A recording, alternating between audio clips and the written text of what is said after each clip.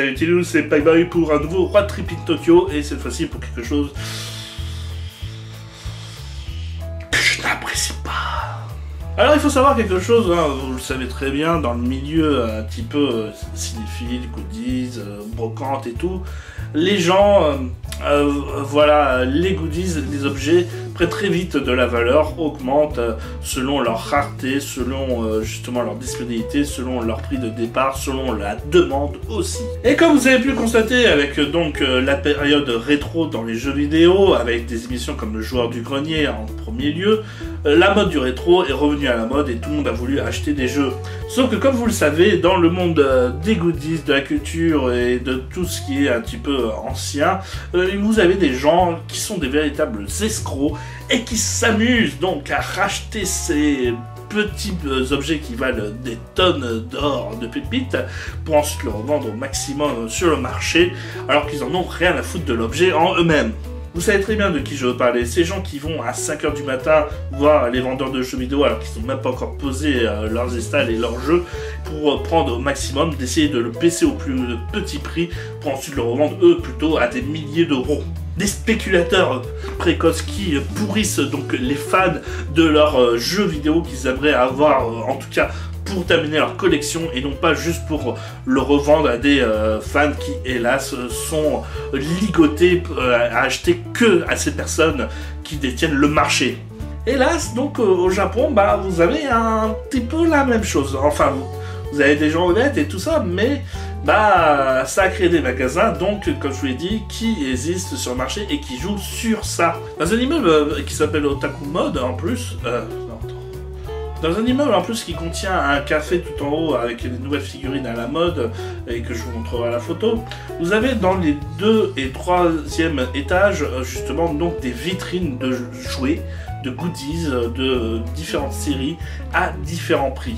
Pourquoi à différents prix et pourquoi différentes figurines? En fait c'est très simple, c'est que vous avez donc des fans, des otaku ou des spéculateurs qui ont acheté des figurines à l'époque qui valaient tant et qui maintenant décident de les revendre parce qu'ils en ont plus utilité, que la série ne leur plaît plus ou que justement ils viennent récupérer les pépettes dues à la rareté maintenant que l'objet n'est plus disponible. Et donc derrière, si vous pouvez trouver des figurines comme ça sans boîte mais à 7 € parce que justement elles ne sont pas très rares et que le vendeur ne voulait pas faire de grosses arnaques, derrière vous trouvez des figurines beaucoup plus rares et que vous rêvez d'avoir, que vous n'avez pas pu acheter à l'époque parce que ces gens les ont achetés en masse pour le revendre, et derrière ça vous dégoûte. Pour vous donner une idée, là les 2 figurines que je vous ai présentées, le Vegeta et le laser, m'ont coûté à tout casser 7 € la figurine. Autant dire, sur le marché ils valent à peu près 20 €, donc c'est largement donné. Or, par exemple, il y a une série que j'apprécie énormément et qui est un petit peu rare en France, c'est Baki. Et Baki, là aussi, les figurines sont un petit peu rares dans la sortie, parce que, à part le manga, donc et un dessin animé, on a rarement voulu exploiter la série. À la course, les figurines deviennent très vite rares.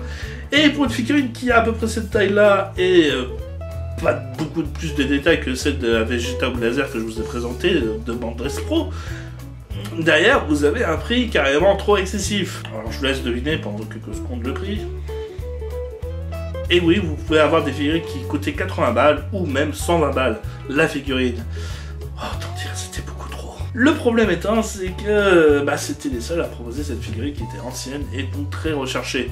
Là, au Mandarake, on va dire, va dépendre aussi de son vendeur. Donc, on peut retrouver des petites pépites à pas très cher.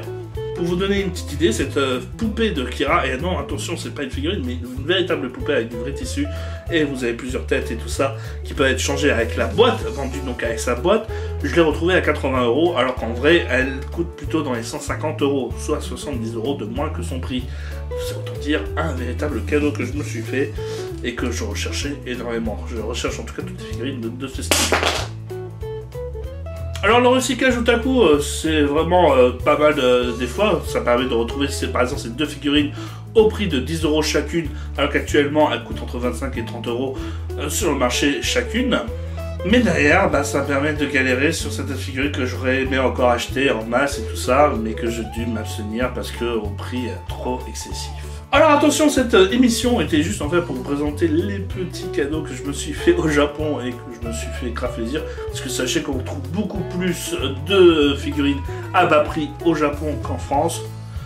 Donc derrière, voilà, le recyclage otaku est une bonne chose puisqu'il y a des gens honnêtes au moins au Japon. Après c'est vrai que des fois il y a des figurines de Yu Yu Hakusho, de Dodor Slump, de tellement de séries que j'aurais aimé acheter.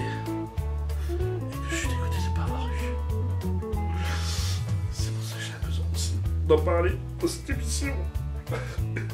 Et moi je vous dis à une prochaine.